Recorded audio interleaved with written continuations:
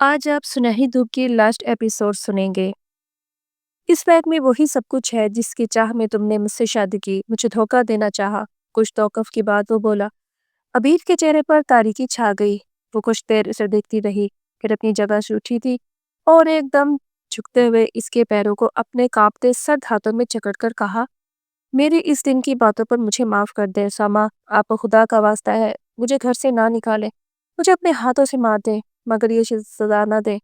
तो उसके पैरों से लिपट गई थी और ज़ारो कतार रोते हुए बार बार यही इल्तिजा कर रही थी, मैं तुम जैसी औरत को अब मजीद बर्दाश्त नहीं कर सकता। मेरे लिए भी फैसला करना नागुज़ीर हो चुका है। बोट खड़ा हुआ और बेतनाई समेत इसके हाथ छटक कर फासले पर खड़ा हो गया। अबीर की आंसुओं में शिद्दत आने लगी। मेरी बात पर यकीन करें उसामा, मैंने आपको कोई धोखा नहीं दिया।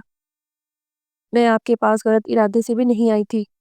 मैं आपसे शादी से पहले तक अनछुई थी। ये बच्चा आपका ही है, लेकिन अगर आप ऐसा नहीं चाहते, मैं वॉशन के लिए भी तैयार हूँ। लेकिन खुदा के वास्ते मुझे यहाँ से ना निकालें। मैंने खुदा से हमेशा इज्जत और आबरू की हिफाजत की दुआ मांगी है, मुझसे ये तहफ़्फ़ुज़ ना छीने। वो बिलख रही थी, तड़प रही थी। उसामा की आंखें सुलगने लगी। तुम झूठी हो, दगाबाज हो। तुम अगर ऐसी ना होती तो इस तकरीब में मुझ पर डोरे डाले ना आती। वो जोर से पुकारता था। अबीर साकित रह गई। मैं इस रात मजबूर कर दी गई थी। मॉम ने मुझे धमकी दी थी, अगर मैं इस तकरीब में ना गई तो मॉम अपने पुराने गाहक को बुलवाकर इसी रात मेरी इज्जत का दामन दागदार कर देंगी। सबब ब्लू मी, मैंने इज्जत बचाने के लिए ऐसा ही किया था।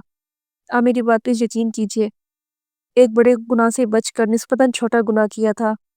आपको माइल करने नहीं आई थी, मैं अपनी इज्जत की हिफाजत करने आई थी और बस यही जा रही थी।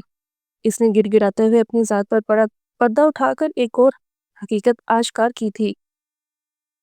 उसामा होंठ भींचते हुए से देखता रहा, फिर कांधे उचका दिए थे। तुम कह सकती हो, मुझे तुम्हारी बात का यकीन नहीं है। और अबीर सुन पड़ गई थी।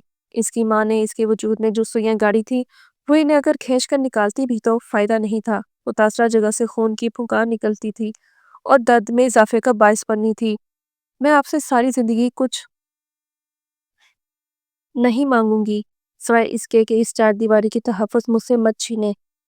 मेरी सिर्फ यही एक बात मान ले। मैं कसम खाकर कहती हूँ, अगर अल्लाह ने खुदकुशी को हराम ना किया होता तो इस जिंदगी से मैं मौत को गले लगाकर छुटकारा पा लेती। बेबसी का शदीद एहसास एक बार फिर इसे रुलाने लगा।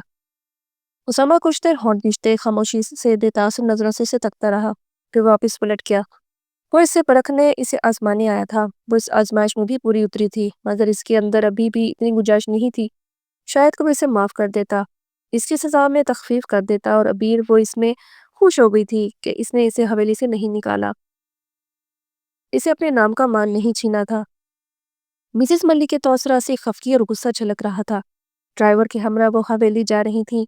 इन्होंने सामा को फोन पर गुफ्तगू करते सुना था। वो मुलाजिम से मुखातिब था और अबीर के मुतालिक बात कर रहा था। तब इन्हें अंदाजा हुआ था वो बदकिरदार लड़की अपनी माँ के साथ फरार नहीं हुई थी, बल्कि उसामा के कब्जे में थी। उसामा जो इनका बावकार, वजी और शानदार बेटा था, वो इसके लिए हरगिज भी किसी हल्की किरदार की लड़की को कबूल नहीं कर सकती थी। उसामा की बीवी इनकी नस्ल की अमीन थी और वो हरगिज किसी घटिया लड़की को कबूल नहीं कर सकती थी। आज उसामा की जो बातचीत सुनी थी, इसे इन्हें बखूबी अंदाजा हो गया था कि उसामा के दिल में इसकी गुंजाइश पैदा हो रही थी। वो इसे कमरे की हदों से निकालकर हवेली में अपनी मर्जी की जिंदगी की इजाजत दे रहा था। आज अगर वो इसे हवेली में ये रायत दे रहा था तो कल वापिस अपने घर में भी ला सकता था, और यही इन्हें गवारा नहीं था। कहाँ है वो लड़की जो जहाँ से उसामा ने छोड़ी थी? वो हवेली पहुंची थी तो मुलाजमों को लाइन हाजिर कर लिया, जो मालकुन को अचानक और गैर मुतवक्के तौर पर सामने पाकर और गुस्से में देखकर फिक्री घबराहट का शिकार हो चुके थे।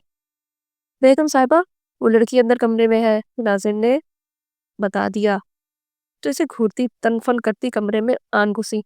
वो सामने ही जाए नमाज पर बैठी थी, हाथ दुआ को फैले थे और आंखों से आंसू ज़ारों कतार जारी थे।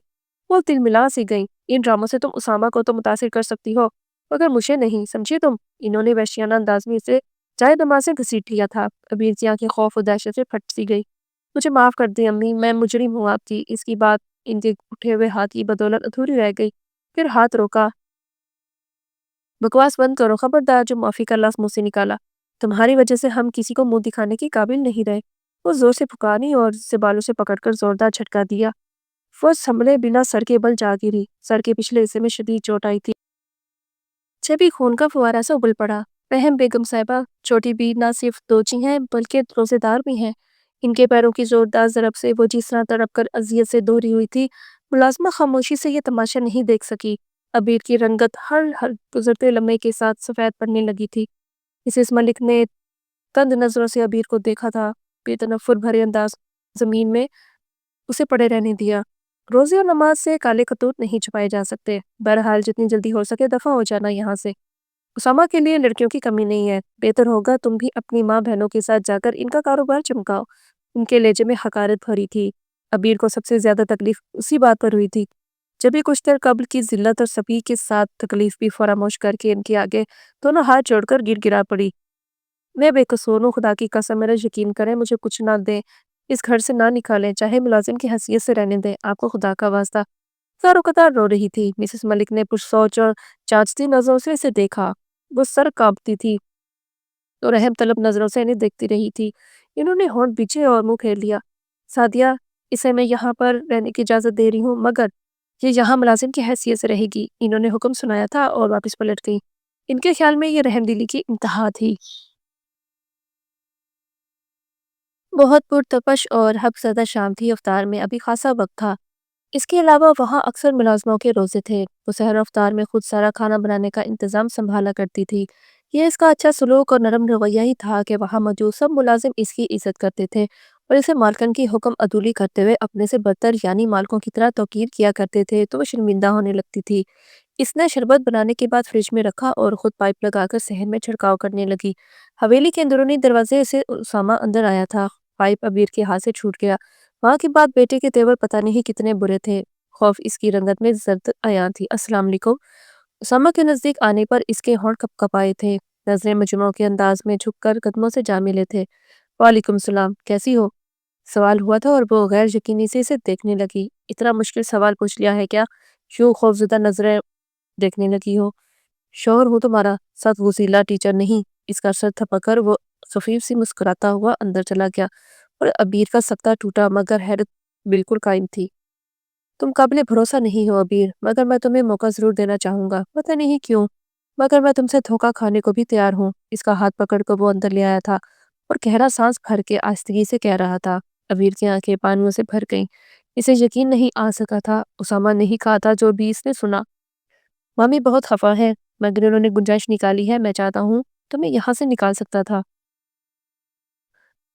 طلاق دے سکتا تھا، مگر میں ایسا نہیں کر رہا۔ معاف کرنا خدائی وصف ہے اور خدا معاف کرنے والوں کو پسند کرتا ہے۔ میں نہیں جانتا کہ اتنا اعلیٰ ظرف کیسے اور کیسے بن گیا، میں کچھ نہیں جانتا، اور میں اس اعلیٰ ظرفی پر قائم رہوں گا کہ نہیں، تم دعا کرنا میں اس پر قائم رہ سکوں۔ وہ رسانیت سے کہہ رہا تھا۔ عبیر کی آنکھیں چھلک پڑی۔ وہ کچھ کہنا چاہتی تھی مگر شدت جذبات سے کچھ بولا نہیں جا رہا تھا اس سے۔ آنسو اس کے ہر جذبے کا مظہر بن گئے تھے۔ پیچھے پلٹ کر دیکھوں تو مجھے اپنی زندگی میں کوئی نیکی، کوئی ایسا کام نظر نہیں آتا جو میں نے خالصتاً خدا کے لیے کیا ہو۔ تم کہہ سکتی ہو یہ درگزر، یہ معافی میں نے خدا کی رضا حاصل کرنے کو دی ہے۔ وہ دلوں میں گنجائش نکالنے والا ہے جو تمہارے معاملے میں اعلیٰ ظرفی پر قائم رکھے۔ تم دعا کرو گی نا؟ وہ سوال کر رہا تھا۔ اسی پر فضا میں مغرب کی اذان کی مقدس آواز گونج اٹھی۔ اس نے پوری آمادگی کے ساتھ سر ہلایا تھا۔ اسامہ اس کا ہاتھ پکڑ کر باہر لے آیا۔ وہاں جہاں سب ملازمین جماعتیں اور روزہ افطار کر رہے تھے، اسامہ نے پلیٹ سے کھجور اٹھا کر خود اس کے منہ میں ڈالی تھی۔ آج میرا روزہ نہیں ہے، میں گرمی میں روزہ نہیں رکھتا، مگر کل تو مجھے سحری کے لیے ضرور جگانا، وہ اسے تاکید کر رہا تھا۔ عبیر کے دل میں جیسے ٹھیر و سکون اتر آیا ہو، اس کی ساری دعائیں مستجاب ہو گئی ہوں، بلکہ خدا نے اس کی اوقات سے بڑھ کر نواز دیا تھا۔ عید میں بھی ابھی کچھ دن تھے، مگر اسے ابھی سے عید سعید کی خوشخبری مل چکی تھی۔ خوب اندھیرا چھٹا تو سنہری دھوپ نے ہر سمت روشنی پھیلا ڈالی تھی۔ تو کیسی لگی آپ کو آج کی یہ کہانی؟ امید ہے پسند آئی ہوگی۔ تو کل سے ہم ایک دوسری کہانی کا آغاز کریں گے، تو میرے چینل کو سبسکرائب کر لیجئے اور ویڈیو کو لائک کر لیجئے تاکہ اور بھی محبت بھری کہانیاں میں آپ کے لیے لے کر آتی رہوں۔